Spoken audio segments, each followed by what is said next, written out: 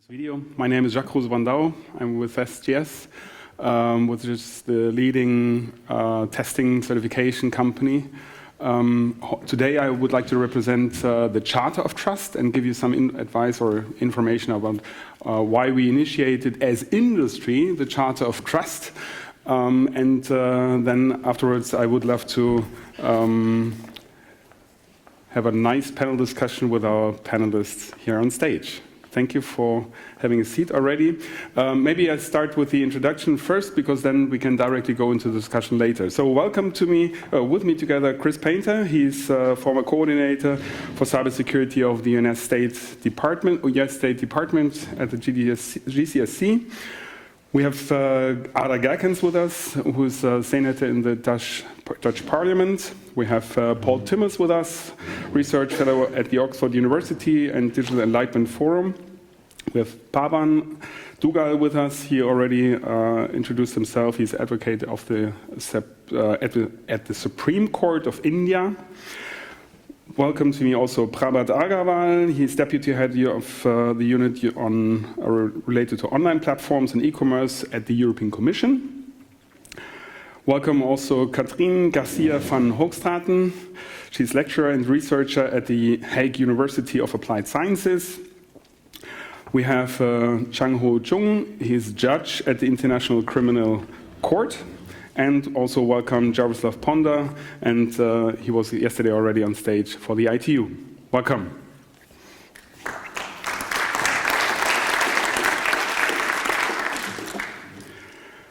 But first of all, I would love to... one back. I would love to give you a brief overview about the Charter of Trust. So what is the Charter of Trust about and why we initiated it? Who is behind that? The Charter of Trust is an initiative of global industry players based on different segments and different parts of the supply chain. There are companies inside like NXP Semiconductors, really from the component side. Then we have device manufacturers like Siemens, like Cisco in the group. We have communication specialists like the Deutsche Telekom as a telecommunication operator, and we have a cloud service provider like IBM in this group, and also the insurance companies, because they are also they have a stake in the topic of cybersecurity. And many more. We are also together 16 companies with a global footprint. Why a global footprint? Because business is also global. We all work on a global scale, we work on global supply chains, and we are related to many, many different regulations in the world, which is not a good situation, let's say, and we would love to change that while doing it in a proper way, because we're doing all our business every day, and everybody is a specialist and expert in his domain, and he should be able to, let's say, protect his assets, not only his assets, but also the assets which he gives to third parties, products and services, for example, and he's also part of the supply chain. So we need to look at the interfaces between these companies, and only this is the way of generating trust for all of us. So what are the trends? What are the trends in cybersecurity? First of all, cybersecurity became a huge risk for businesses and to all businesses, and we saw them already. Look at Maersk. They just to mention one company which was affected 2 years ago, and they were 10 days down because of ransomware attack. 10 days is a productivity of 0 for 10 days, which means for them $300 million loss. So this is just one example, and there are many, many more examples in the market, and this is exactly what we want to prevent. Secondly, we have a lot of technological challenges we need to face, and we talked about that today already on AI, for example. But there are also other challenges, like the pure amount of IoT devices, and we expect 30, 50, 200 billions of devices which are connected and not yet interoperable very often. Think about those get interoperable, and the amount of challenges are raising again exponentially. What we already see is a shortage in work capacity. We are missing cybersecurity experts. Everybody is looking for the same people, whether it's the government, whether it's the cybersecurity experts, and the companies themselves, which would love to become expert in cybersecurity, but they are missing people. So the universities are asked here to bring more students into those domains, and also, let's say, put the issue of cybersecurity into different faculties. So it's not only on the engineers or the IT, the coding students. It's also on marketing. It's in legal. It's in management domain. So we need to really spread the responsibility, and this goes then into accountability for all different roles in companies. We see an increasing threat landscape. We see, and I don't want to mention now the state-sponsored hacking, but hacking gets more professional. Hackers use state-of-the-art technology. And we should also make use of state-of-the-art technology when it comes to preventing cyber attacks. So, and there we are all asked to comply to this request. We see a lot of regulation and policies popping up. Looking to Europe, we have the European Cybersecurity Act now in place, thankfully, which contains a European cybersecurity certification framework and an agency which is responsible, at least for Europe, which is ENISA, and they have a mandate for that. And now we have an empty framework, and we are all together asked to fill this framework with certification schemes based on risk assessment and also towards different assurance levels, because also different risks have different impact might have different risks. And this should be taken into account, of course, but then it's a good way forward to come to some rules which which the companies then really can follow, because they don't know how to follow and what to follow. And last but not least, we have a lot of regulations in the world in different regions, and as businesses are global and products are being sold on a global level to different countries in the world, they need to comply to various regulations. And to have a certification or the need for certification to comply to certain standards in different regions, which are not the same, is a headache, really. So it would tremendously make things or life easier if the regulation would be harmonized, as we do it, by the way, in Europe with the European Cybersecurity Act at the moment, because before we had national cybersecurity rules, at least for critical infrastructure. We have the NIS directive in place, and even the interpretation of the NIS directive is related to every member state. And we're now hopefully in a good way to harmonize also those requirements for the future. So digitalization is really changing not only our business, but also our private life, our communication, how we work, where we work, and this is only possible to achieve this goal, to generate trust, if we do it together. Cooperation, collaboration is the only way we see is the way of working here. That's why we defined 10 principles, and maybe this is the reason why we were asked to give you an overview about the Charter of Trust. Number one is ownership. It's accountability. Really take action, take care. You need to know that the Charter of Trust has been signed by the CEOs of those companies, and this is a must. You need to have the responsibility from the top of the company. And then we looked into responsibility throughout the digital supply chain. As I mentioned before, everybody has responsibility for his experience, for his field of experience, and this he needs to cover. It does not make sense that a company who is generating chipsets is thinking about the security in the communication channels or in the cloud. They can maybe support with their chipsets into those domains, but similar into the other way around. How is a company like IBM, which is looking into cloud services, able to secure devices? They don't know about the interfaces of those devices. And that's why everybody should really look into his domain and take the responsibility, the accountability for his domain. And then we really defined security by default. We call it here this principle down into actions, into strong authentication, secure onboarding processes, secure firmware updates. Really into the technical details. I don't want to go into detail here, but there is a requirement behind. And behind each and every of those requirements, technical requirements, there is a standard available, hopefully. If there is no standard, we have a gap, and then we need to fill the gap together, the industry with the politicians, as we do now, especially when it comes to the European Cybersecurity Certification Framework.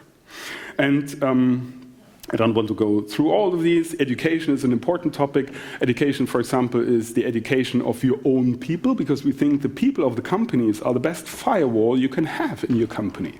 So this is the starting point, while also training your suppliers, the SMEs. We, as big companies, have the responsibility, the accountability, I guess, and I think so, to train your partners, if they are not capable for that. At least to give them advice, who they can ask for. So that they will be able to also cope with the issue of cybersecurity. Usually SMEs, small companies, they do not do their tax report, their yearly tax report by themselves. They also ask a third party. So why not asking a third party for cybersecurity issues?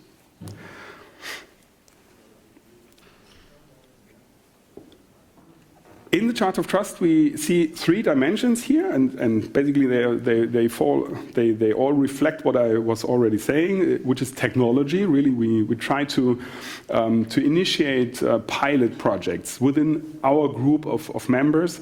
We are getting into the political discussion with different governments of different regions. So we do roadshows in Washington, in Tokyo, really to get into the discussion with those governments to, let's say, give the message that we have a need for global outreach, so for global harmonized standards and regulation policies. If they are in place, please keep them somehow together.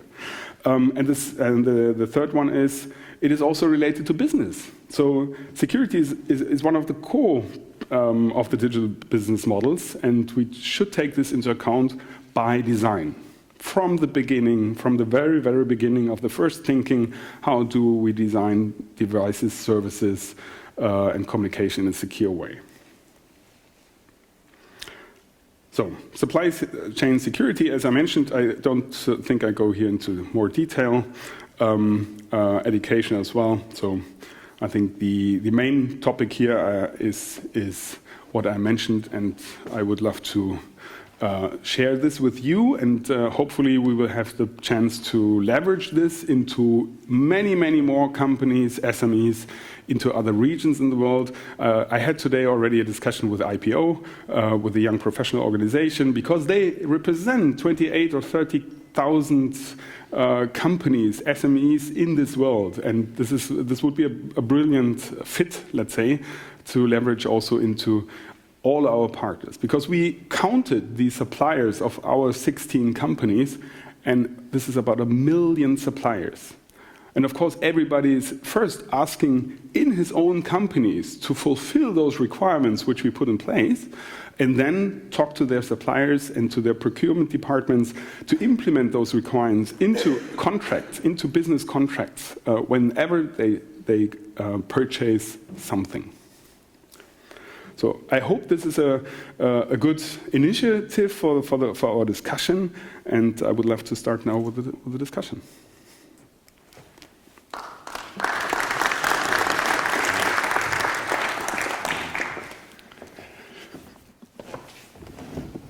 So maybe Chris, you want to start?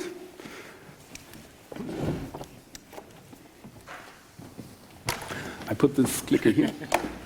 Thanks, and it's a real pleasure to be back in The Hague. I'm actually wearing my Mondrian watch, so to commemorate it.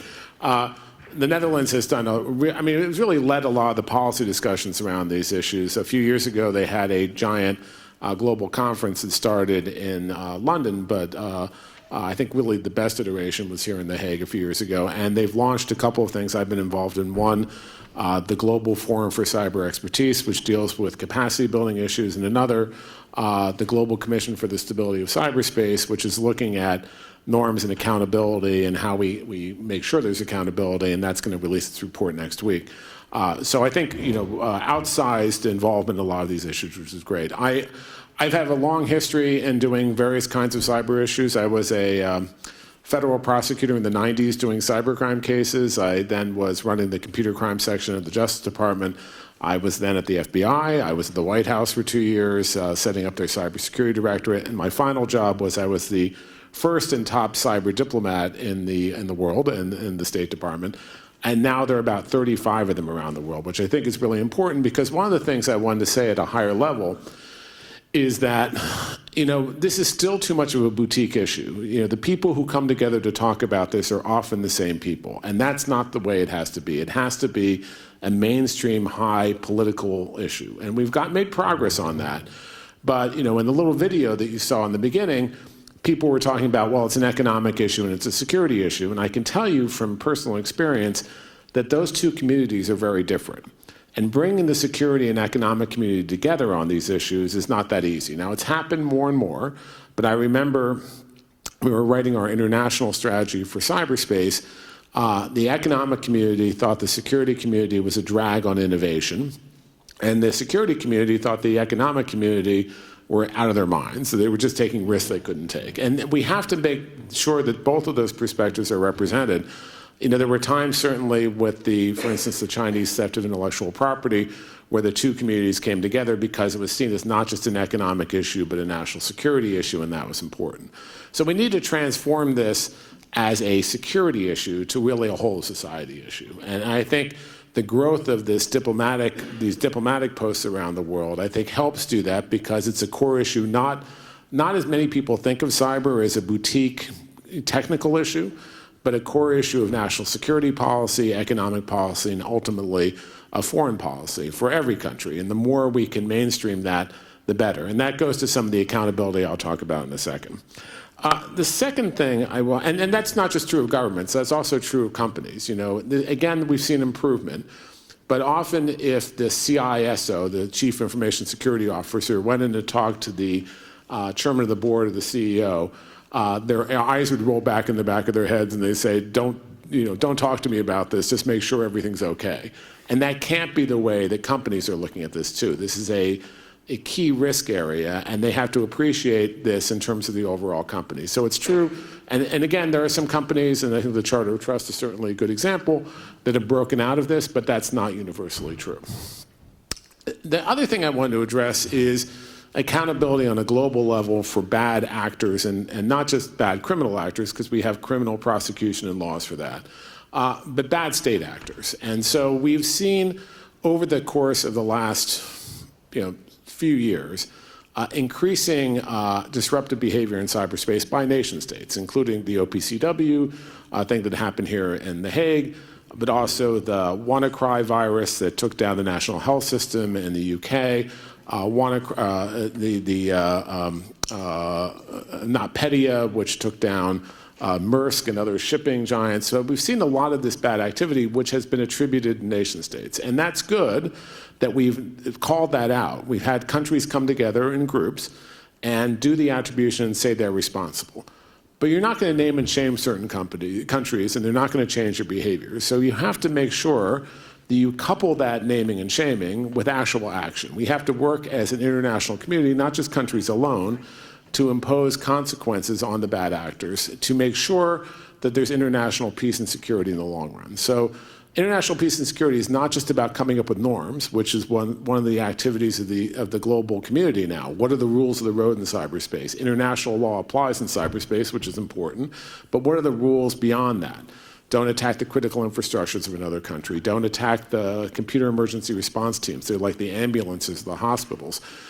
It's important to have rules, but if you don't have any enforcement of those rules, then that emboldens bad actors just to do it more and to bring their friends. And other actors were on the side to do it and to jump into the fray and do it too. So we have to make sure there are predictable, timely consequences for bad activity. And that has to be done by the international community. Sometimes it could be a like-minded group or a smaller group. We need to make sure that happens, because otherwise it becomes just a free zone where people can do whatever they want, no matter whether you say international law applies or not. If there's not consequences for bad actions, that's a problem. And that is across all the board. That includes like judicial actions, includes political actions, diplomatic actions, economic actions. We need to do better in that. The EU recently has this cyber toolbox they came up with, diplomatic toolbox that includes sanctions, which is important, but we need to be more ready to use it. And my last point will simply be that because we haven't mainstreamed this as a policy issue yet, it's hard for leaders of countries to really understand this, to grok this issue and say we need to act. So, you know, if you have a poisoning in the UK, they can act very quickly. If you have a cyber event, it takes months, sometimes years, and there needs to be, we need to shorten that cycle to make sure there are accountability that will ensure the peace for everyone else. Thank you. Thank you. So what is the state in the Netherlands? I would just like to say to Chris, it's never going to happen, really. I think it's hopeless in the Netherlands at this point. I was a member of parliament for 8 years. I'm now in the Senate for almost 7 years. And I've only seen the interest in cyber in all decline, and the knowledge even worse. And the fact that we're getting another committee who is going to sit down and talk about things that we already know. We basically had 2 parliamentarian researchers on what goes wrong on cyber. And at the first I told them, look, we made a book for all parliamentarians. In every law, every legislation coming around, look at the cyber or the digital aspect on it. You just have to get it out of the drawer and read it. So at this point, you will not hear from me that I think our government is not acting up, because basically I think our government, at least the people working at governments, are doing a pretty good job if you look at the conferences we have and the activity on cybersecurity. But it's the parliamentarians. I mean, those are the ones who should check the governments to see whether the things they do is right, and they have no idea, no clue what's going on. And they're, well, how can I say this nicely, but mostly more involved with their own appearances than what's really going on in the country. And nobody understands the digital world except for you, of course.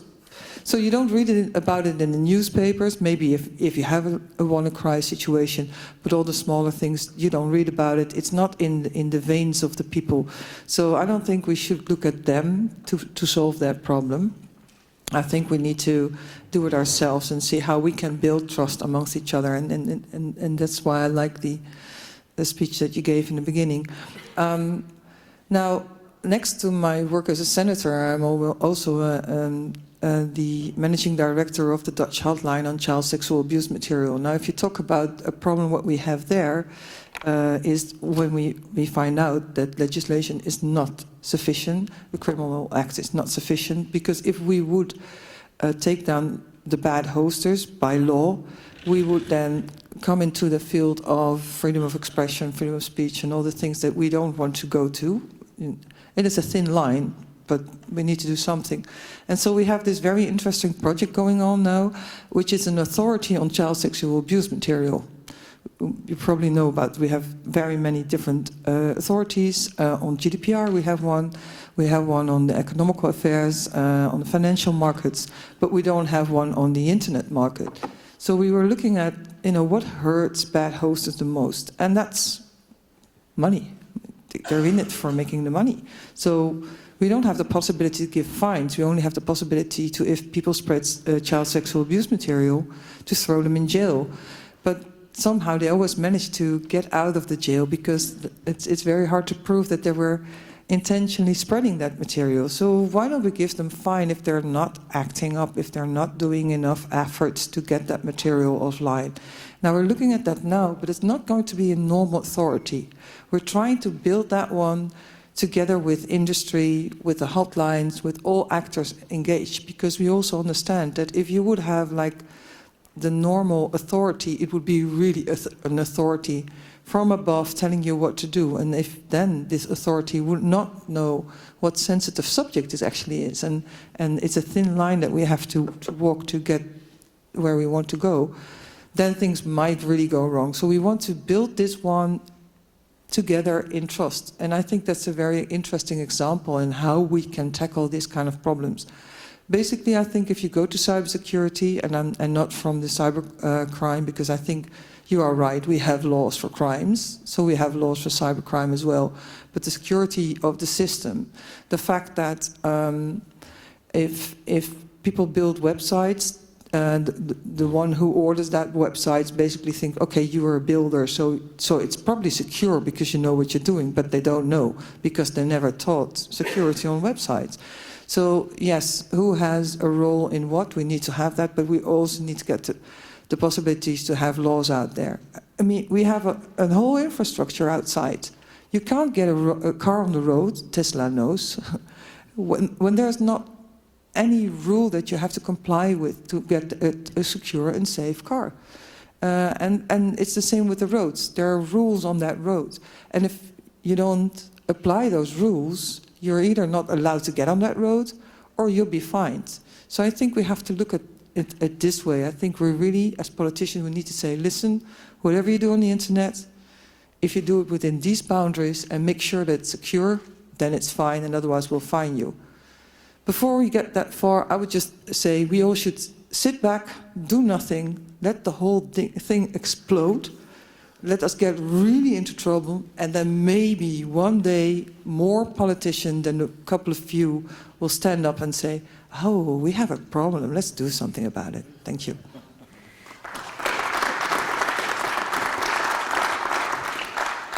So let things explode. I write that down, right? No, hopefully not.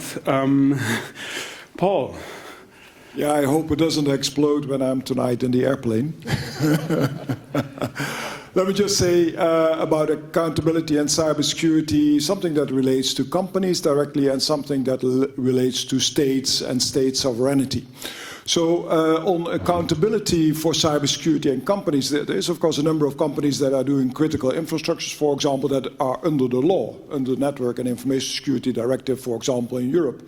That's the cybersecurity part, and closely related to that is the data protection. So almost everybody, of course, is directly under the GDPR, and perhaps in the future there is accountability under some kind of AI regulation, which will also be closely related, I'm sure, to cybersecurity. Now, recently, in the context of AI and ethics, we did with the European Institute of Technology in the health innovation sector a survey on how do you look at AI and ethics. And what they find important is clearly things like human oversight, cybersecurity, privacy, transparency. And what I found a little bit surprising is when you get to the topic of accountability, they actually, well, they were not so worried about that. You know, it wasn't such a high priority.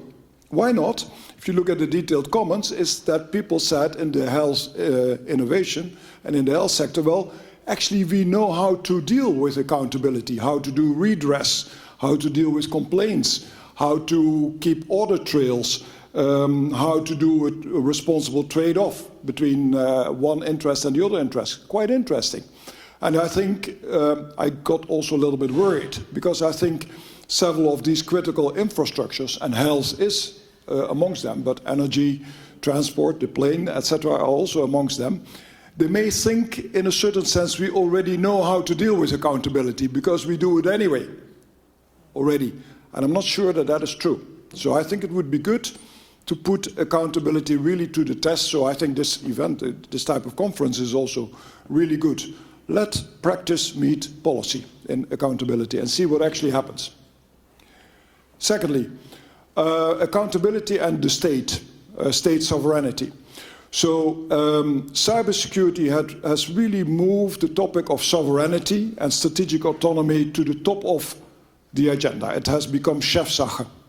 And Merkel, Macron, but also Trump, Xi Jinping, they are all talking about that cybersecurity is a threat for national security, but also for longer-term economic interests. And in Europe, we even say cybersecurity and the digital transformation and all these international tensions are actually even a threat for our democracy. So sovereignty is threatened. I think there's no doubt about that. And how do you safeguard sovereignty? Well, if you talk to people, you might say the capabilities, the abilities that you have to realize sovereignty, which you could call strategic autonomy, are dealt with in three ways. Either you try to do it, four ways. Either you try to do it all on your own, but that's perhaps only for China and the US, but even that you may doubt, because the uncoupling of the value chains doesn't work that well, I think. You would probably say, Chris. But there are three ways. Either you kind of do risk management. You try to do the best that you can do to protect your sovereignty, that your electricity system is not dramatically damaged or whatever. And that's actually the approach that we see throughout, and is also supported by legislation, like the NOS directive is about risk management, the GDPR is about risk management, the Charter of Trust is about risk management, the international norms and values at UN level are largely about risk management. Do no harm is one of those risk management norms and values. But you may wonder who's actually accountable to whom here, you know? If I'm a bit critical, the Charter of Trust is self-accountability. And it's only because there's a little piece of law there, like the NIS directive, that there is an accountability in a larger sense to governments, a legal accountability. But these schemes have two problems. They are largely self-accountable, you might say, and actually they leave a degree of risk. So you cannot be quite sure it works well. Second approach is, if you want to deal with sovereignty, you do strategic partnerships. You just work with only the ones that are like-minded, the ones that are on the same page if it is about, for example, ethics. And so you are starting to use ethics in a strategic way. But then accountability is only into that group of the like-minded. It's a limited accountability again. It's not good for global business necessarily. And it may actually lead to the situation that your accountability is steered by, let's say, governments rather than intrinsically steered by this topic that you're talking about. So you are moving from something that we had in the past. I don't know if you remember the book of Lawrence Lessig, which was called Code is Law. That is kind of the technological infrastructure is determining actually what you can do in law, is conditioning law. We are moving to law is code. The rules that we want to have as governments have to determine what the technology does.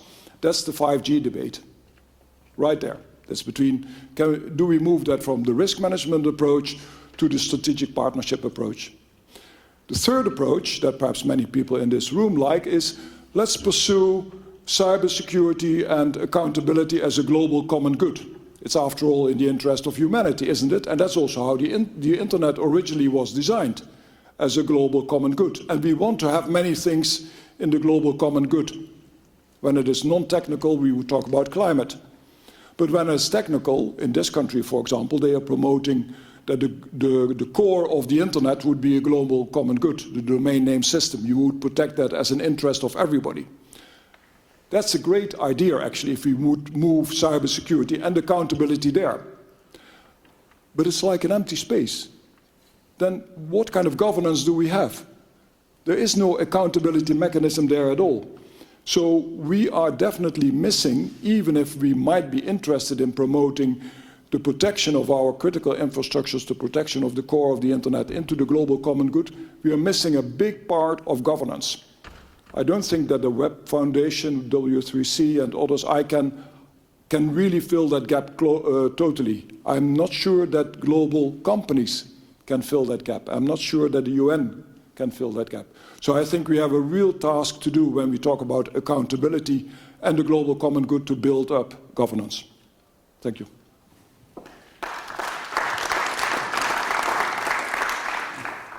And by the way, I would like to remind you to write down your questions, because we have a Q&A later.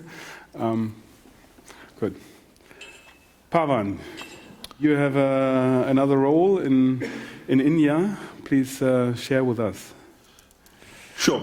So when we talk of the landscape of accountability, cybersecurity, and cyber peace, we find that there are some unique things happening on the landscape. Last week, this cyber attack hit this wind and solar energy provider in Utah. Who's responsible? No questions, not even found out what's happening. India is currently seeing a huge debate because WhatsApp was used to disseminate Pegasus spyware software and actually went ahead and surveilled 121 influential Indians for changing their opinions. Huge debate. Look at these, some of these news items. There is, 11 million credit cards, 1.3 million Indian credit card details were found to be on sale, including Tier 2 data on the darknet. Further, the cybersecurity breaches from hospitals are happening left, right, and center. So I think let's begin with the basic premise. Cybersecurity breaches are a part of life. Let's take them as they are. But then how can state and non-state actors be made accountable for cybersecurity breaches per se? And I think this issue of accountability is directly related to the protection and preservation of cybersecurity, as also cyber peace in the cyberspace ecosystem per se. You have the darknet. More and more people are going on to the darknet for both legitimate and illegitimate purposes. So how do you go ahead and legally set up attribution mechanisms for people who use the darknet for going ahead and launching cybersecurity breaches on the networks and systems of both state and non-state actors? And of course, it's not just non-state actors. State actors are also very consciously going ahead to the darknet for a variety of their overt and covert activities. So what's happening? Globally, nothing on cybersecurity. No international regime, treaty, or understanding on cybersecurity. So countries are saying, hold on, we are not waiting. We are going ahead and coming up with our own national legislations on cybersecurity. Maybe a good step, but long-term sustainable step, I don't think so. Primarily because cybersecurity is a global problem, and you cannot have national approaches to deal with global problems per se. The absence of a global cyber law has further complicated the entire scenario. Still, standards are not yet very clear. Even the debate pertaining to norms of behavior in cyberspace has not yet well been settled. Well, people are clear in their minds, except those propositions are not yet on paper per se. So recently, these two streams are going simultaneously in the UN ecosystem. One is the UN GGE, or group of governmental experts. They are looking at what norms need to come across in cyberspace. And the other one is the open-ended working group. Both of them trying to look at the same problem. It's like the old Indian story of 5 blind men trying to describe an elephant. So these are two different processes trying to address the same scenario. We don't know how things are going to happen, but if it's going to take a couple of years for them to come to the conclusion that international law applies to cyberspace, cyber criminals and other vested elements are clearly not waiting on. In fact, I often find a paradox between cybersecurity and accountability. The very fact that I can be cyber secure without giving my complete details is a distinct reality, whereas more and more stakeholders and legal systems have expectations that I must be accountable to certain things. So complicate the entire scenario, and you find that state and non-state actors both are in the same boat. They're in the same common bathroom because they both do overt and covert activities. And nobody wants to really call out the cat. Why? Because it doesn't really help them. So today, this entire issue of sovereignty has come up in a big way. Cyber sovereignty is the flavor of the season. Every country wants to say, look, my cyber sovereignty is very, very topical for me. The latest entrant into this ball game is Vietnam. Vietnam has come up with a national cybersecurity law, which has come up with the concept of national cyberspace. Hold on. I thought cyberspace was global, but they're saying, look, the entire internet is my national cyberspace, and my law applies to the same. So clearly, I think work needs to be done. And let's begin with the basics. Let's begin with trying to find out how can we actually go ahead and deal with the anonymity riddle that's up on the darknet. Because cyber peace is going to be always endangered from dangers on the darknet. Because all kinds of actors would be interested in destabilizing whatever little remains of cybersecurity or cyber peace per se. Now, this is the next new trend that I'm seeing. It's not your normal infrastructure that's under attack. It's the critical information infrastructure. And lo and behold, every country is beginning to have the same flavor of what Estonia had in 2007, what Ukraine had in 2016 when their grid was taken down. Look at this. India is also not behind. Our nuclear power station was actually attacked with a cyber malware. And it was done a few months back. It's only come out in the public domain now. Hackers, this is another story, they're actually demanding, or they demanded huge Bitcoin ransom from the Johannesburg city, because after they had attacked it. And this is the flavor that I'm beginning to see in America. Different states, different cities, different municipalities are now being specifically targeted, destabilized, stopped from working, till such time they'll end up paying ransomware. In one state, one city chose not to pay the ransomware and has now actually spent 3 times the amount of money actually that was demanded in ransomware. So the prudence versus practicality is a big issue. Also, I think new legislative approaches are required. In the roundtable when we were talking with the professor, well, I began by saying that, look, for accountability, you will have to start making building blocks. And these building blocks will have to come through legislation. No amount of persuasion, no amount of confidence-building measures alone are going to suffice. And of course, even for cyber peace, the biggest stakeholder today, apart from government, being the private sector, wants to have some guarantees. They want to have legal protections so that they can contribute to cybersecurity per se. Look what's happening across the world. China, last 2 years, has come up with 3 national legislations on cybersecurity. And they're very clear that their national security includes cybersecurity. They're also very clear that their cybersecurity extends not just to their territorial boundaries, but also to outer space, to deep sea beds, to the Arctic and to the Antarctic. Now that's the huge new approach.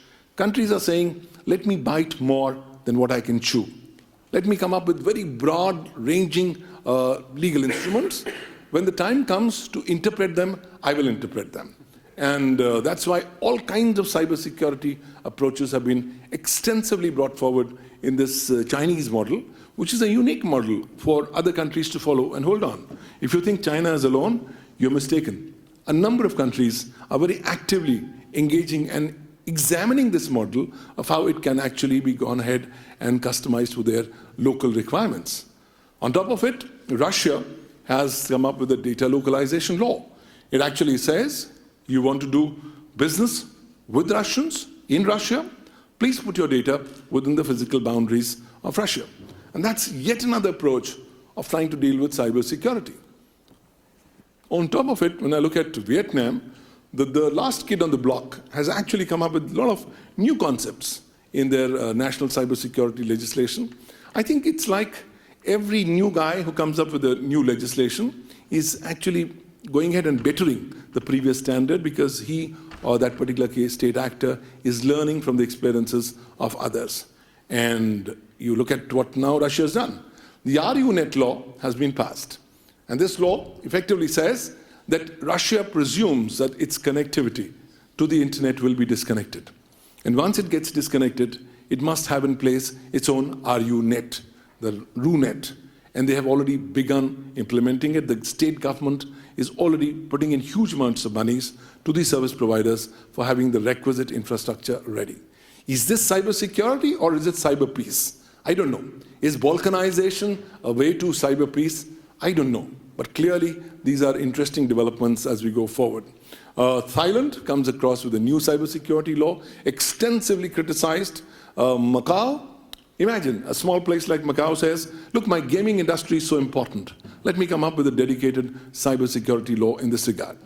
Australia chooses to walk another walk. Last December, they come up with their Australian anti-encryption law, which says, hey guys, you may be anywhere in the world. The moment you are offering services in Australia and you use encryption, please hand over your back-end keys to the government. You do not do so, that becomes an offense. No wonder Signal told the Australian government, sir, we are not willing to do business in your jurisdiction because we do not want to share the data of our citizens or our users with your government. A lot of pushback in this law, but clearly things are happening. But all said and done, even a place like Taiwan has now come up with a Cyber Security Management Act. So that's, I think, the new flavor. And possibly these national legislations could be contributing to the evolving jurisprudence. When I top up the cake with the cherries from Singapore and Egypt, I find new flavors. The Singapore model is far more balanced, but adopts its own unique approach per se on cybersecurity as we go forward. Further, other countries are saying, hold on, I don't require a cyber security law. Let me do good with just a cyber security strategy. And lo and behold, different countries are now started coming up with distinctive cyber security strategies apart from AI strategies. But I found this Ohio legislation very, very remarkable. Well, its legislation has for the first time come up with the concept of a cyber security safe harbor. Say, if you're a company, we are telling you, please do from 1 to 10.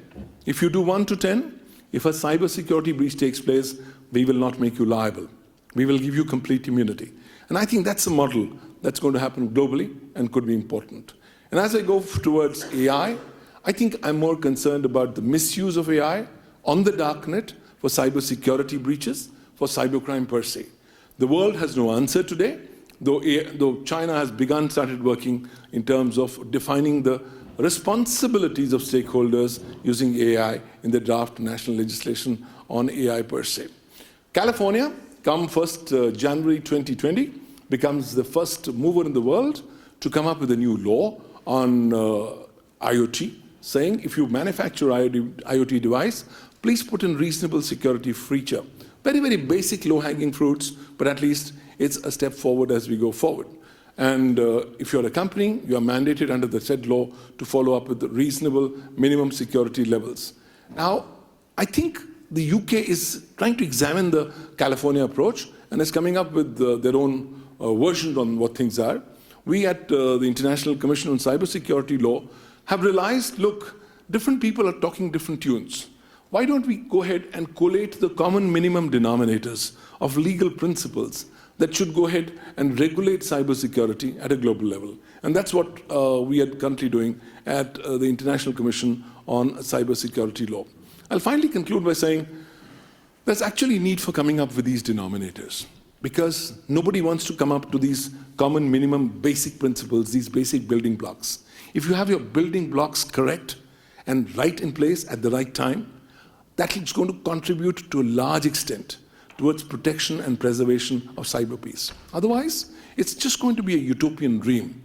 There will be breaches left, right, and center, and everybody is going to just feign not just ignorance, but also all kinds of helplessness. And I think this is what we will be debating in this international conference on cyber law, cybercrime, and cybersecurity that happens 10 days from now in New Delhi, where in 55 different sessions we will try to explore what are these emerging new realities and how can this conference contribute to evolving jurisprudence. All said and done, very exciting space, but nobody has the correct, clear answers. Hopefully, these summits like the Hague Summit is going to contribute to the evolving jurisprudence on this issue of accountability of cybersecurity and cyber peace. Thank you, ladies and gentlemen.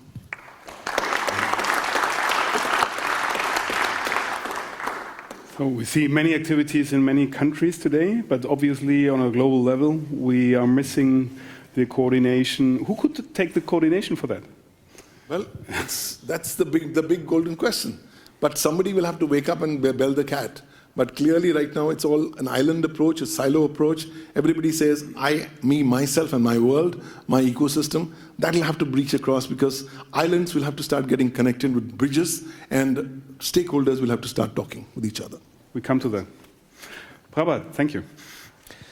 Thanks. This was a super inspiring overview of the international scene. So I just used the space now to just zoom in a little bit on the European Union's perspective and on the question on accountability. And I think the framework that we have set in place, first of all, I think recognizes that the question that we are discussing here is a kind of multifaceted and multidisciplinary approach. So it cannot be easily attacked only from one angle or from one set of actors. You know, I think this is something that is really a key presumption that goes into the shaping of European Union policy on this. I think the EU policy is best explained in this area by work which was done in 2017 and has 3 pillars: resilience, deterrence, and defense. You know, those are the kind of 3 basic pillars. And the work that we have been trying to do is for each of these different pillars to say who needs to be accountable for what.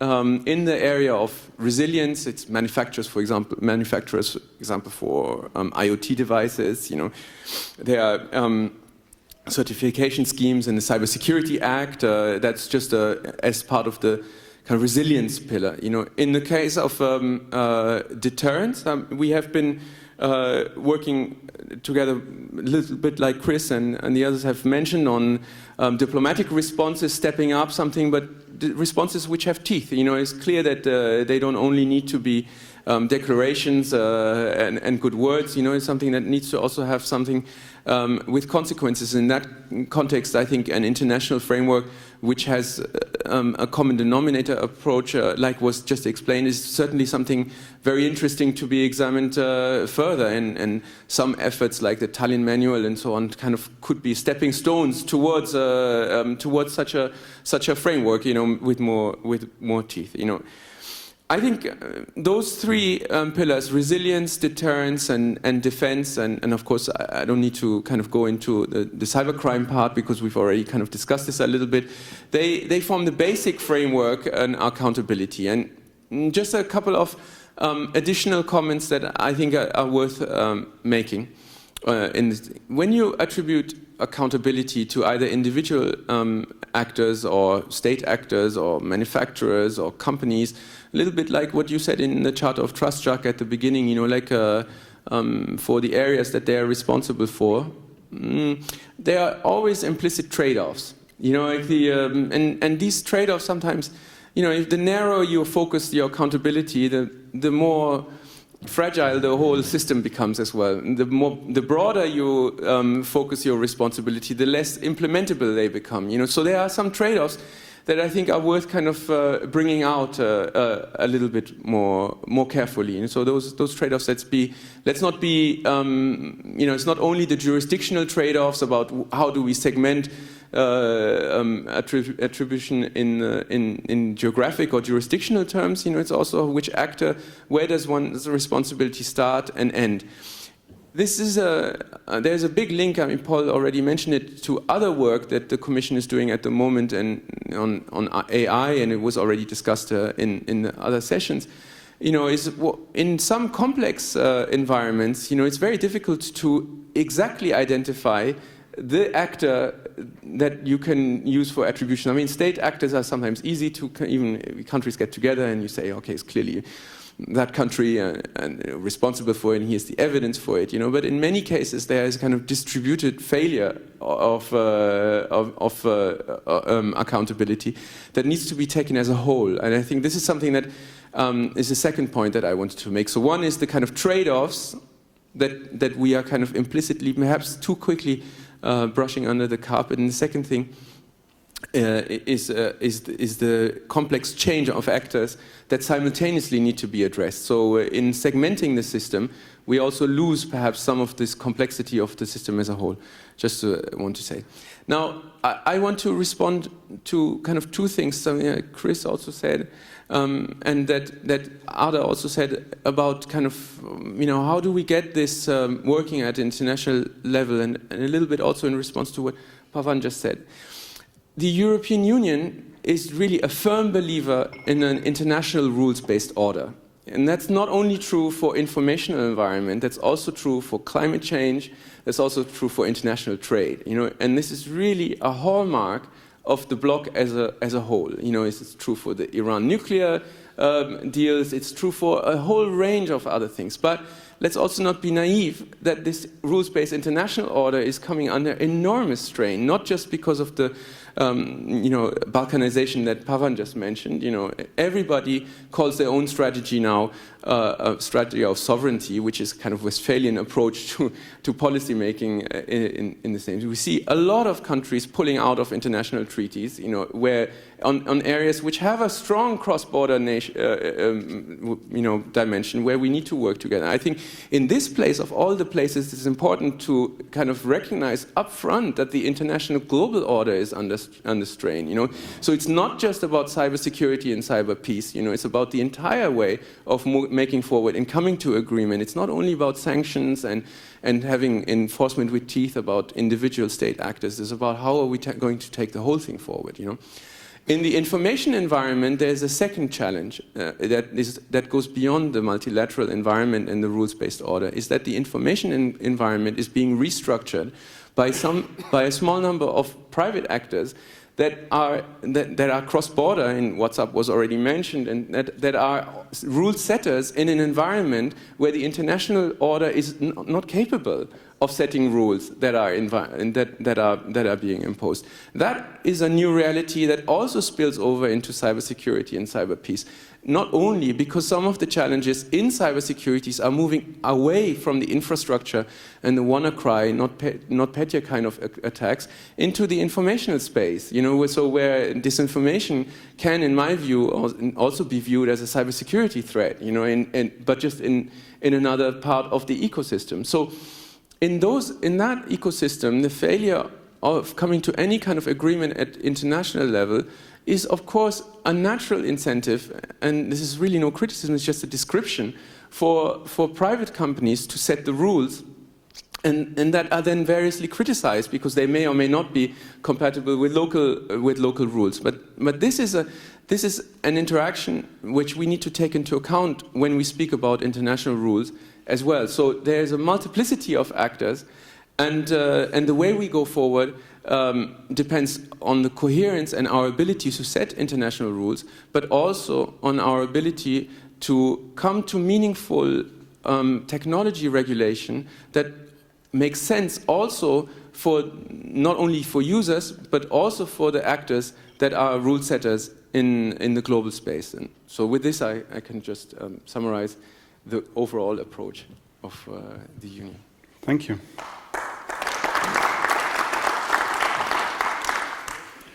So, is there any possibility to work together between? No, Catherine. Is there any possibility to work together between politicians and private industry? Yeah, so that's precisely the topic I want to touch upon, and building up on what Paul mentioned on moving from a risk-based approach to a sort of new strategies. I think the topic of public-private cooperation countering cybercrimes is absolutely a new strategy being implemented in some ways and to some extent in very creative ways.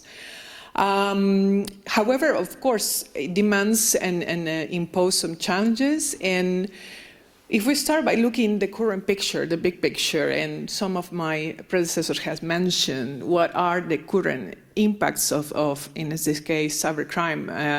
I would say, I mean, besides WannaCry and NetPetya, which we know have affected 300,000 victims worldwide and over 150 countries. Generally speaking, we are talking about a lone WannaCry costed 4 billion dollars. The World Economic Forum is also measuring this impact, and it has reported in 2019 that it has ranked cyber attacks as amongst the top 5 global risk. 2007, somehow the approximations of the general impact are up to 600 billion, which will be in the next 5 years, could reach all the way to 5.2 trillion. And finally, well, in Europe, being in The Hague today, in Europe there has been established that cybercrime also is reaching up to 160 to 150 million euros.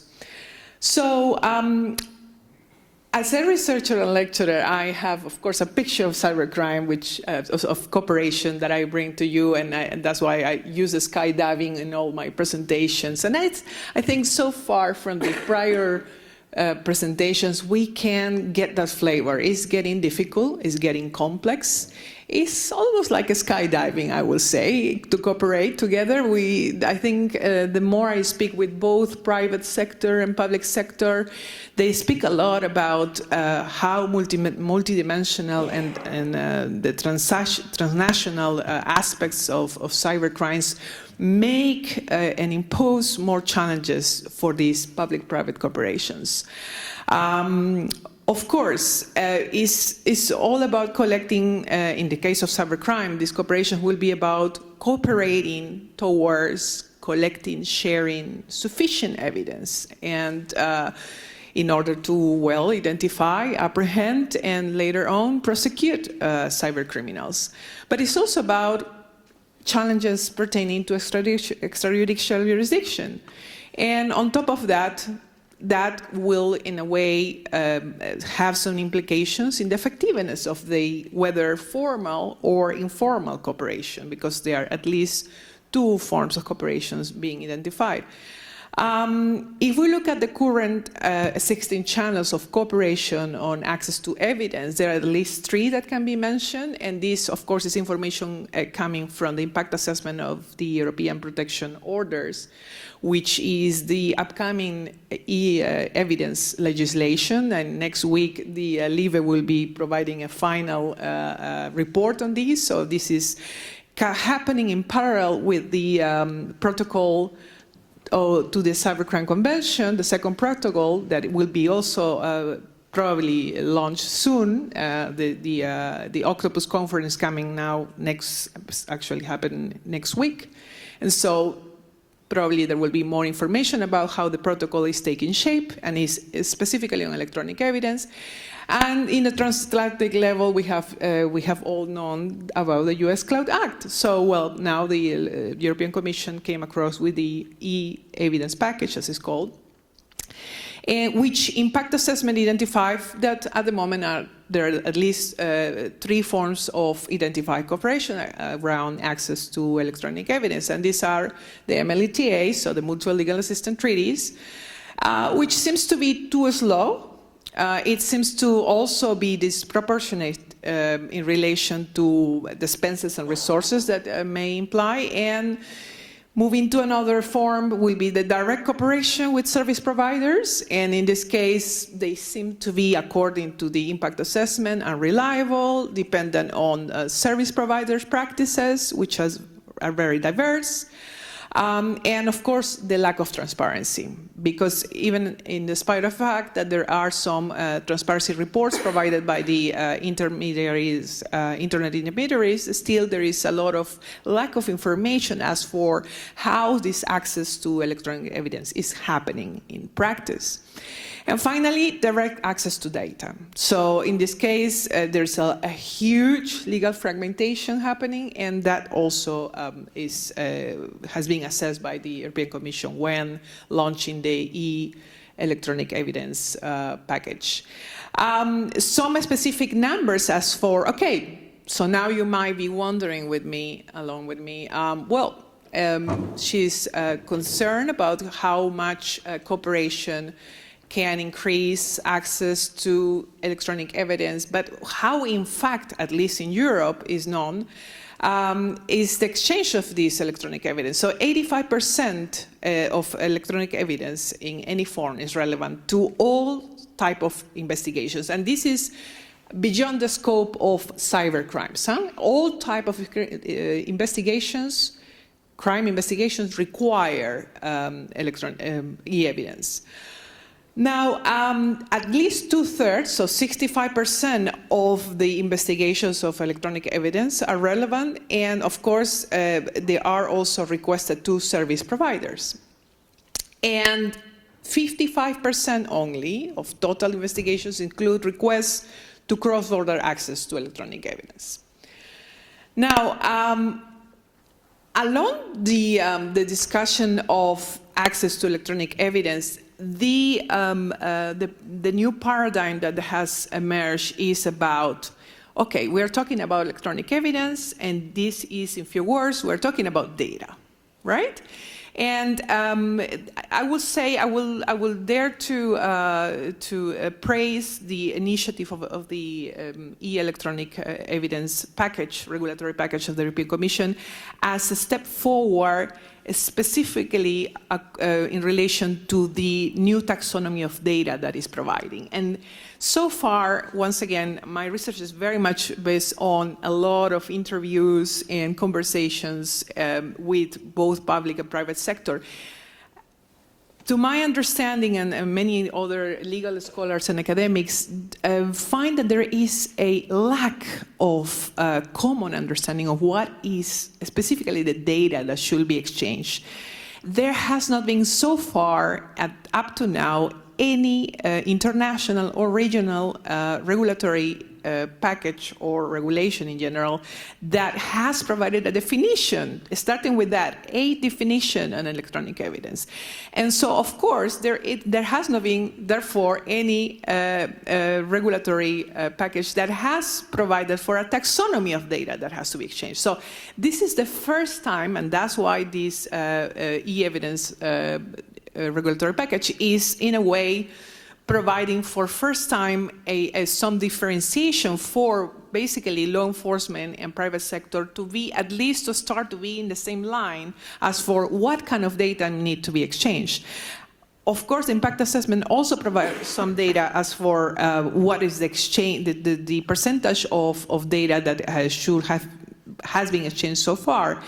As for instance, within the EU, as for direct cooperation concerns, there has been non-content data exchange, so in what pertains to subscriber data, all the way to 55%.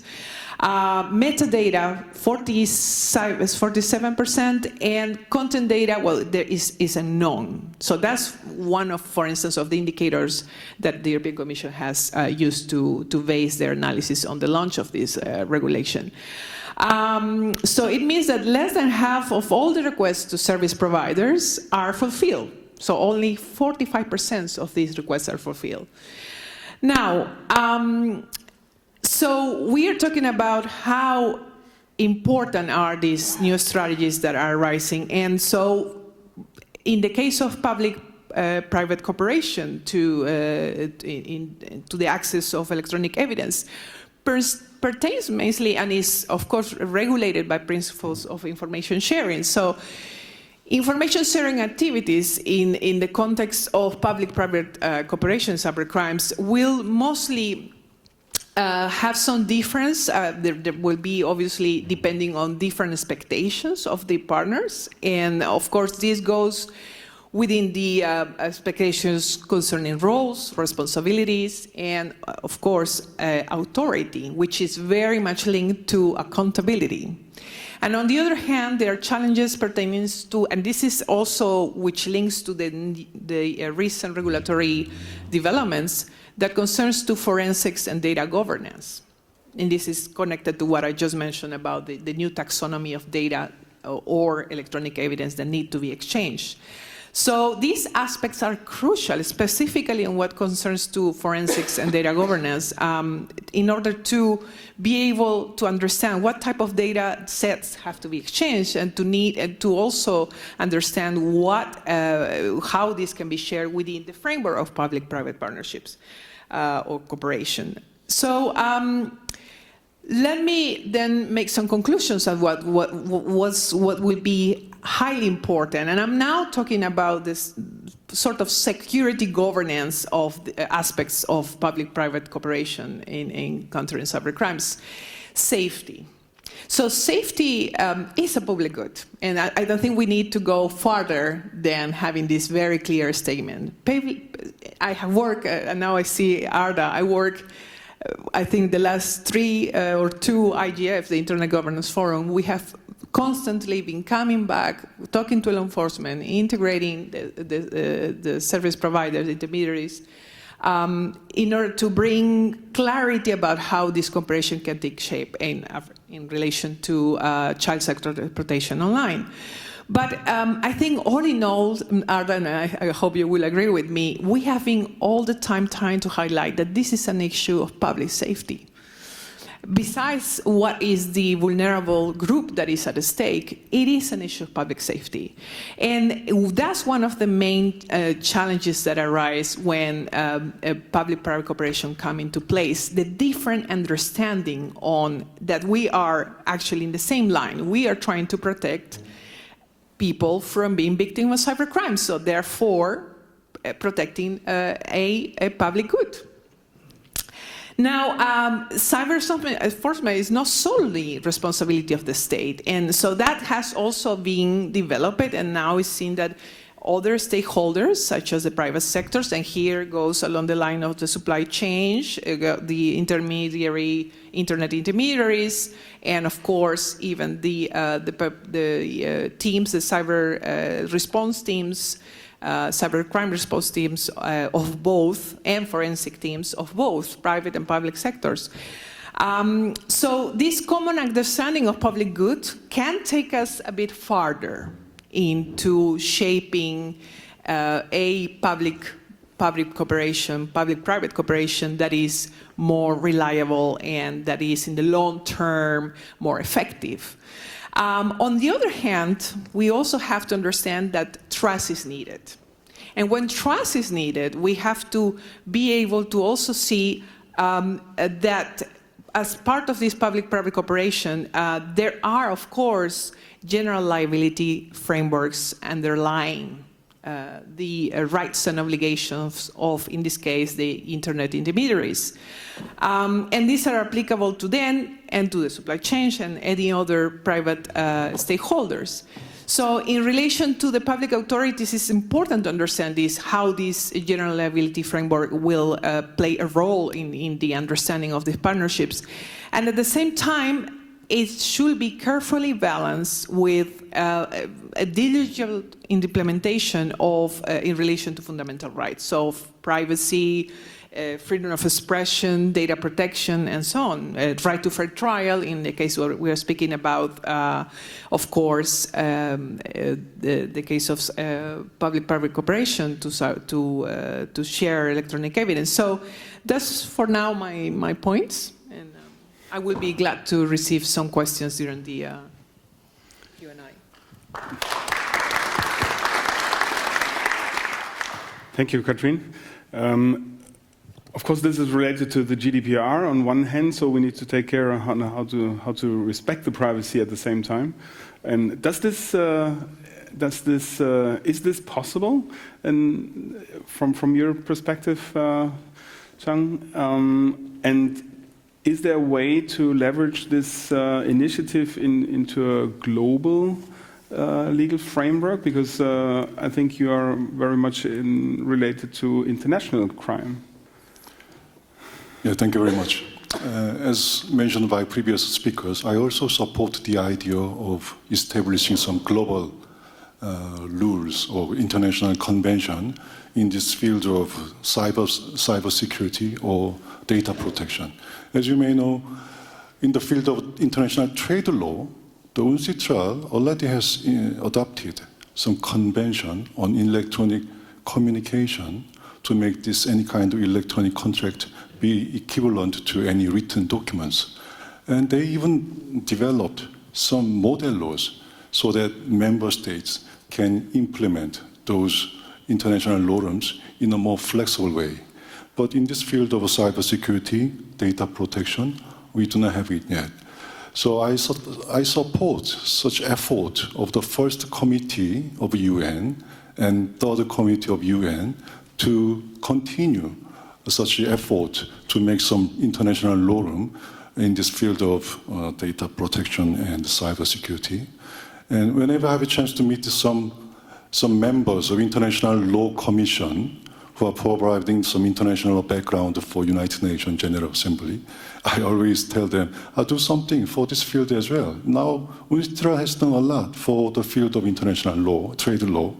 Why not this field of cybersecurity and data protection? We can do something to develop this kind of international convention or international rule to provide more general understanding of this technology issue. So at least principles of this cybersecurity and data protection in technology neutral manner, and some obligation of the state, and obligation of controller, processor, and rights of the data subject. These basic issues can be provided in the international convention. So I also support that kind of effort to achieve that global rules or global norm. And as mentioned, our previous speaker, many countries already, anyway, developed, legislated domestic laws to protect for data protection and cybersecurity. So judges, prosecutors, lawyers are already busy for many criminal civil cases at domestic court level. But International Criminal Court, our mandate is limited only these 4 very serious crimes. So we are not covering all national crimes. So only these 4 crimes. So these crimes, we cannot, it's not easy to tackle that kind of some violation of any data protection or violation of some cyber security. But one thing, this is not my idea, but one issue we are discussing in the academy side is this one. We have crime of aggression. At the moment, we do not have any case of crime of aggression. But many academics, many lawyers, many practitioners are raising this question of whether crime of aggression can include the cyber warfare. This can also constitute a crime of aggression.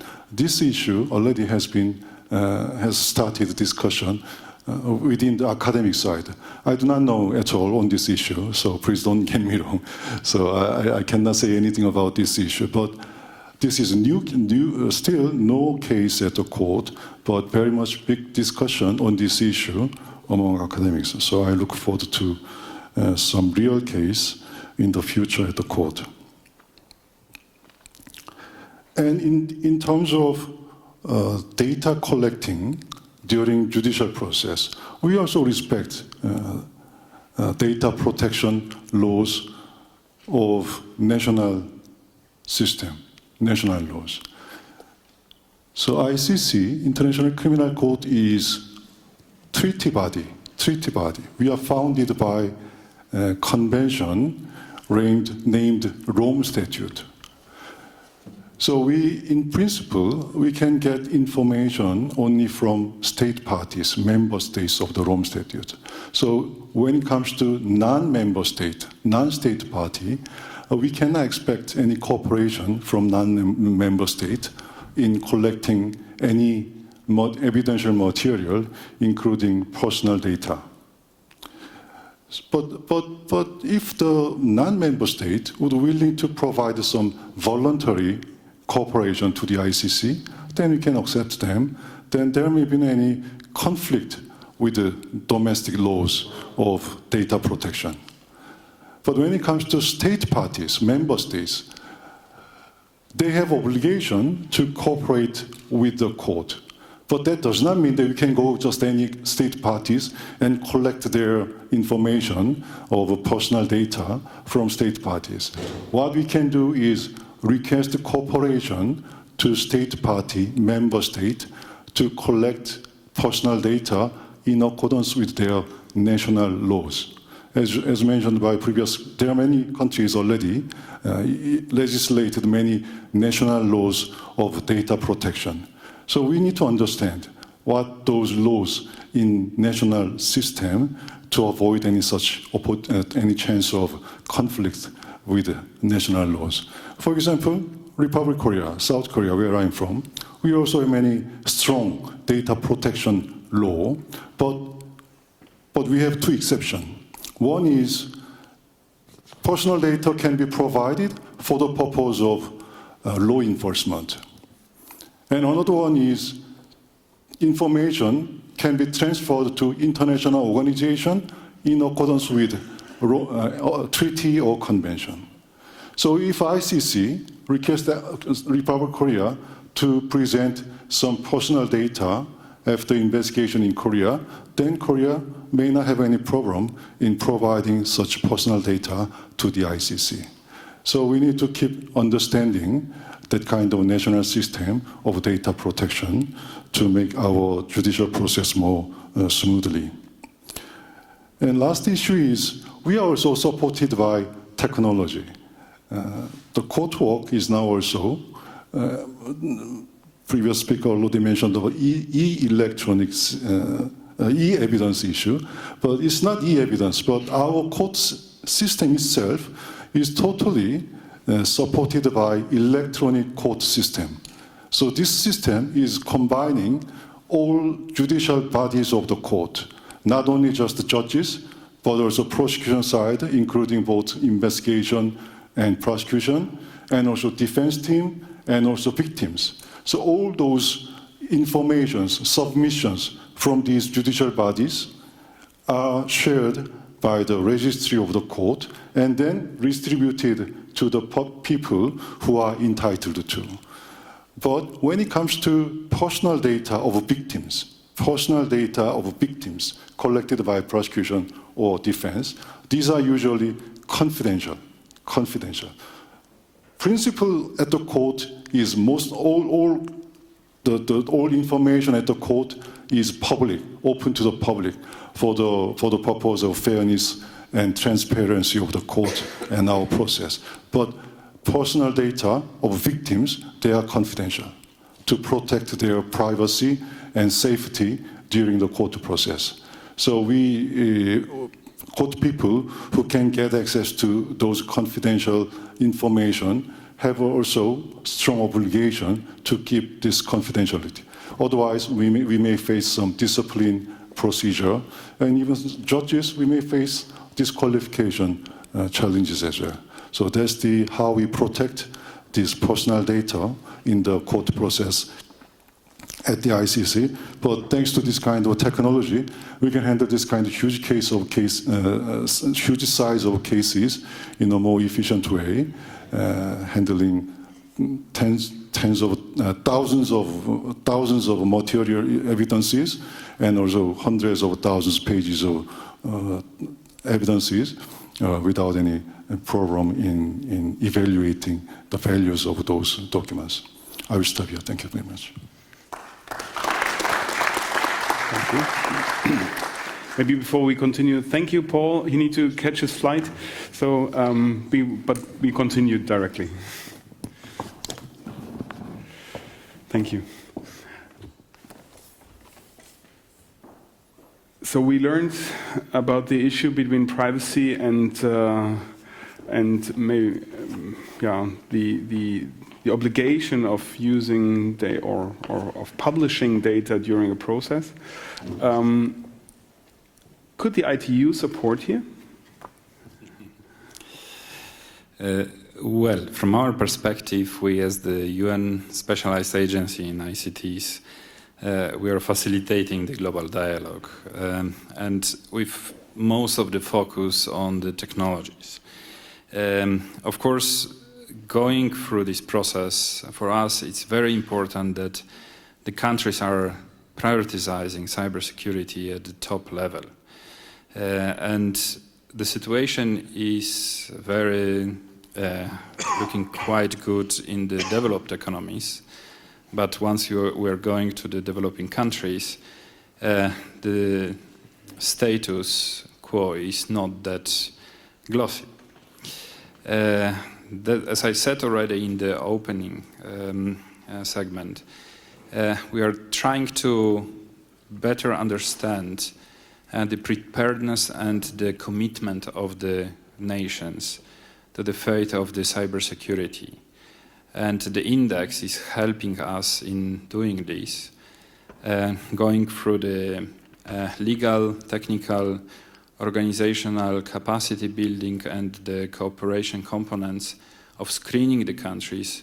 We try to understand what type of the gaps exist there. And the gaps exist massively, I would say. We are taking a look at the existence of the national cybersecurity strategies. Just only last year, there were only 80 countries which had those strategies publicly available, and those who are not having them publicly available, the question was why. In addition to this, when we're diving into the program of the supporting the countries in the establishment, the CERTs, we noticed that only 106 or 10 countries had the national CERTs, while the others tried to make the move on that. They were always having the challenge to escalate to the level to get the appropriate funding to set those important measures to protect the country. So from this perspective, we see quite big need of the global understanding of this diversity in the cyberspace, of the preparedness and the commitment of different countries, and maybe the need of supporting those who are not that far as the developed economies. Even in Europe, working with the countries, we are not facing different challenges which I mentioned.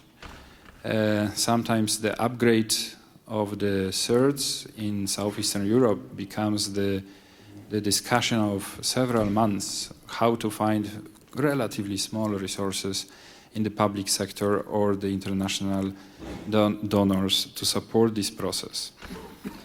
So in this context, I think there's quite a lot of capacity building efforts to be still done, where we're trying to engage as many partners as possible with the as broad understanding of the cybersecurity approaches as possible. Of course, WSIS process is helping us to make sure that we are acting in the multi-stakeholder approach and providing the tools for the countries in their efforts of developing their strategies.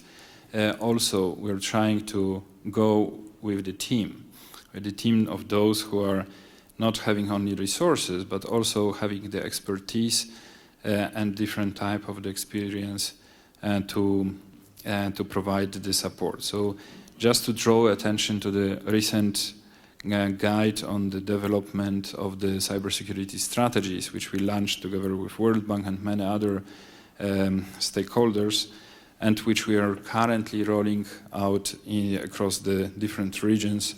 Recently, we held the screening exercise for the Western Balkans, screening 6 economies of this region, taking a look how far they are from the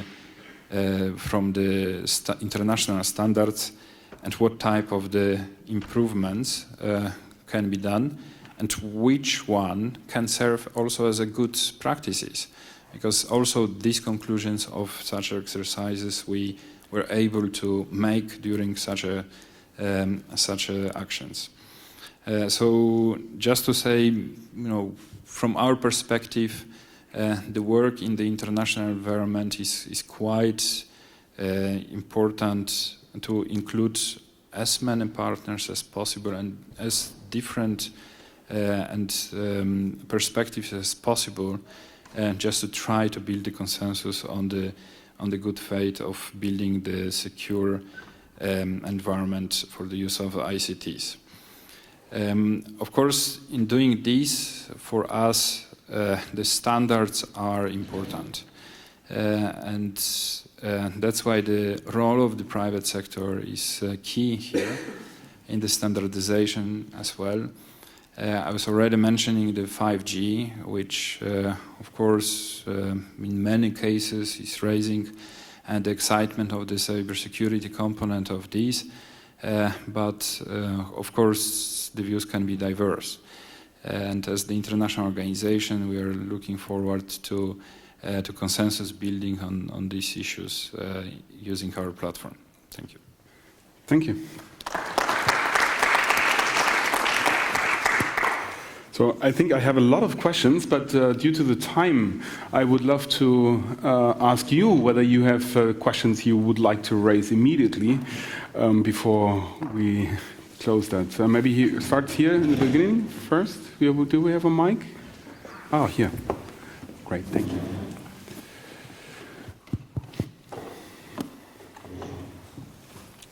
Hi, good afternoon. Thank you very much. My name is Nicholas. I'm from the University of Duisburg-Essen in Germany. As you might be aware, cyber attacks nowadays focus more and more on exploiting human vulnerabilities, for example, ransomware and sextortions, the case of sextortion. For example, 3% of malware exploit technical lapses, whereas 90% of it target the users through social engineering. In this case, the success of the attack is measured on the extent in which the attacker can persuade the victim to do something harmful. I was wondering, what do you think is the current state of the public policies regarding counteracting social engineering attacks? And what do you think is the role, or should be the role, of the public and the private sector on promoting the development of user-centered countermeasures? Thank you. Maybe Chris, yeah? I can start. Look, I don't think this is not just in the cyber world. Human stupidity is always a vector that people try to target. Or sometimes it might be just not being aware of the threat. And there's been a lot of work done to raise awareness, but frankly, I think that has its limits. You can't imagine your grandmother taking the defenses she needs to do to protect her computer system, and then in the physical world, when I was a prosecutor, there were lots of people, even very sophisticated people, who were taken in just by financial scams. So this is not new to cyber.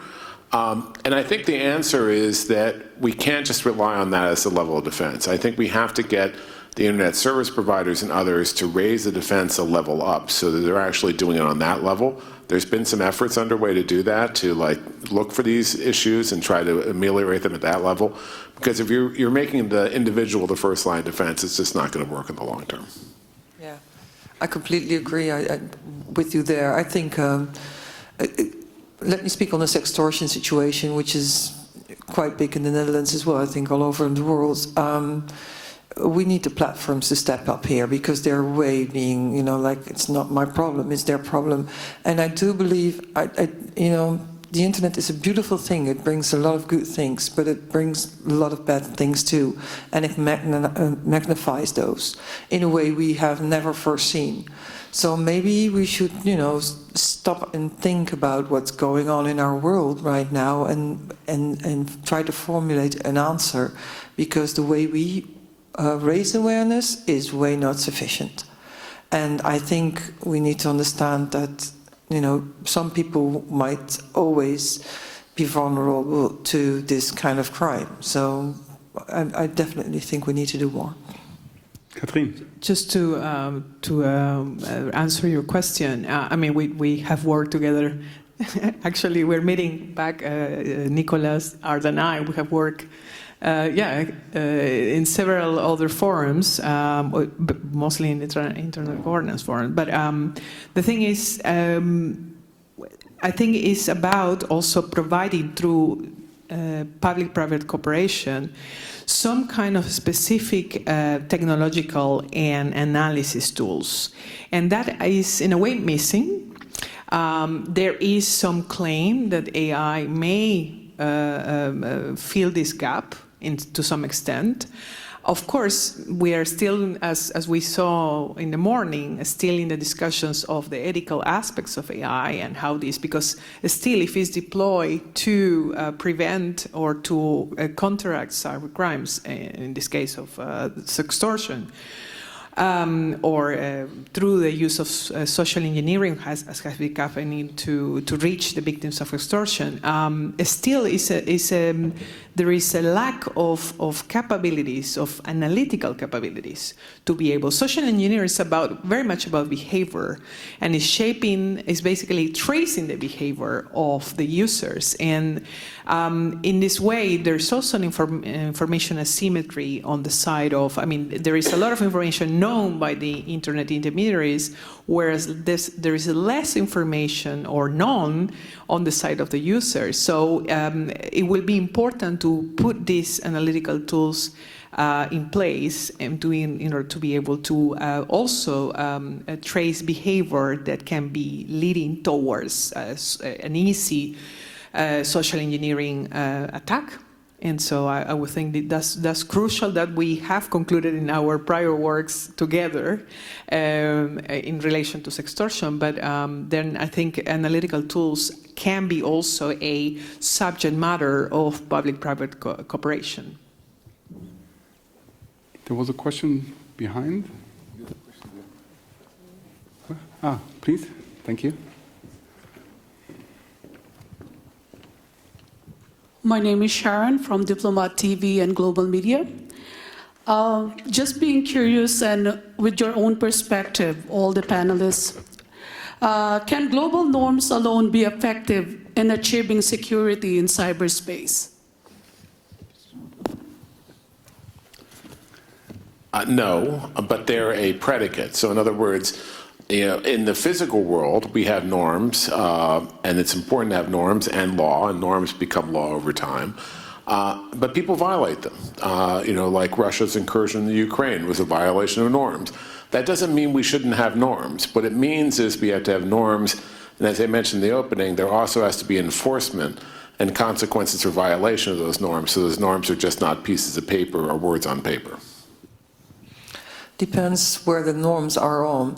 I know for some internet standards, if we had already implemented them, we would not have, or would have much less DDoS attacks.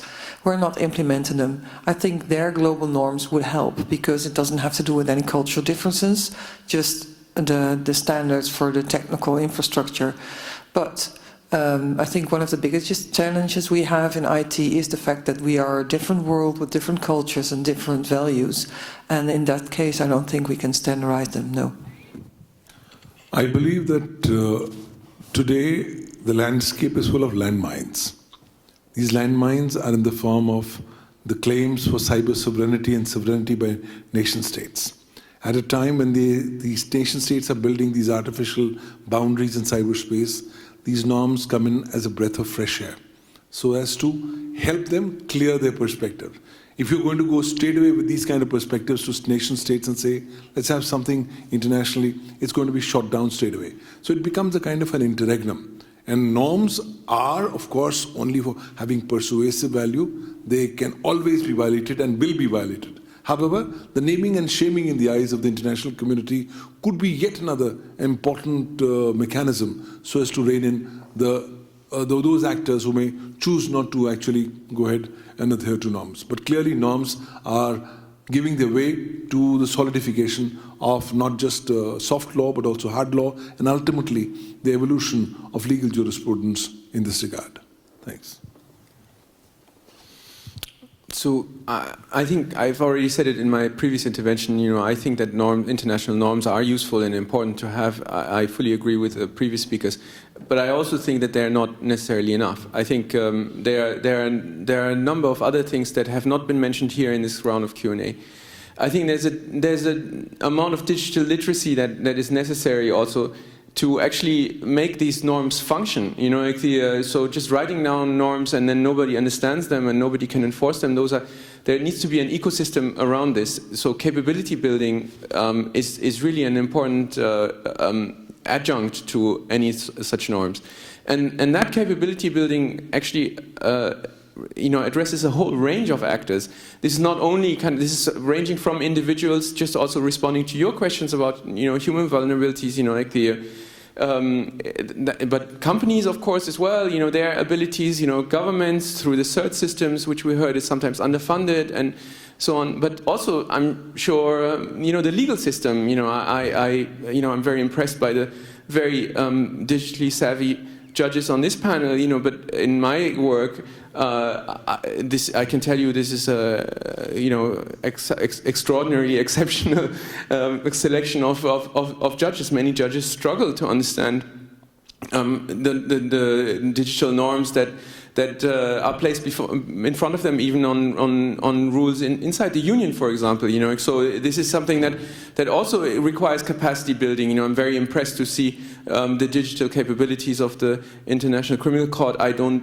It's not the impression I get from the European Court of Justice when I visit that building every now and then. And so there is a whole range of capability buildings that need to go along with the norms. And so just to say we have an international treaty and then everything will be fine, I think that really is not correct. Yeah, absolutely endorsing also the digital literacy and also responsibility, because I think generally any knowledge comes with also the responsibility to accept the knowledge of what could be harmful when we are interacting online, for instance, without really taking any responsibility as well from the state and the internet intermediaries. But I think digital literacy should be achieved with the sole aim to empower.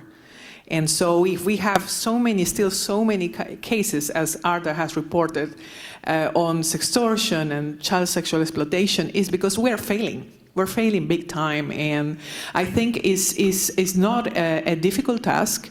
And in terms of the rulemaking, I think we don't need to reinvent the wheel. We already have strong principles of rule of law that, for instance, the ICC, where I worked, by the way, in 2007. So I know that there are principles that are already into place and regulations. Of course, we cannot apply in the Rome Statute too, as we have heard from the judge, but we can use those rules of law principles to basically inspire what the shaping of cyber norms is going to take place. So I think that's crucial. Okay. You want to add something? Just as the ITU, as I mentioned already, we are developing the technical standards, which are sort of the norms. But they are developed with the bottom-up approach. Everybody can contribute, everybody can bring the challenge and then go through the consensus process. And only then it can become the consensus-based global norm which is applicable. There are more than 200 norms like that at the standardization sector, and they are used and they are contributing to the improvement of the security at the global level. So, are they really used? They are really used and referenced. So, good. Thank you very much. I think we had a very good discussion on the issues which we are facing in the next years. We learned about predictive timely consequences. We learned about the need for awareness campaigns for the parliamentarians. Maybe we can jointly initiate another activity there. We don't let things explode, hopefully. But anyway, we learned the NIS directive is not enough. The NIS directive is about critical infrastructure, and critical infrastructure is not in the focus of the European Cybersecurity Act, as it is separated. I don't know. We handle this one. Maybe we will tackle this topic at the next panel discussion. We see the absence of global law. We see the absence of, we see the national laws as a first step. We saw, thank you, Pavel, for this impressive presentation on this, that there is activity in many countries, but we are missing the harmonization, right? From a business perspective, we need this harmonization, absolutely. We see the need for the access to e-evidence to solve issues in this area, and the difficulty to combine GDPR requirements or privacy requirements with those e-evidence requirements. And finally, thank you for your question, because this question was really a perfect last question to the panel discussion. We learned we need to work on international rules, and that is not only to have the norms in place, but also to have the acceptance of all member states and of all states in the various in the world globally in place, and to have them, let's say, active and have all the stakeholders contributing to it. Thank you for the audience, for the questions. Thank you to the panelists, and I think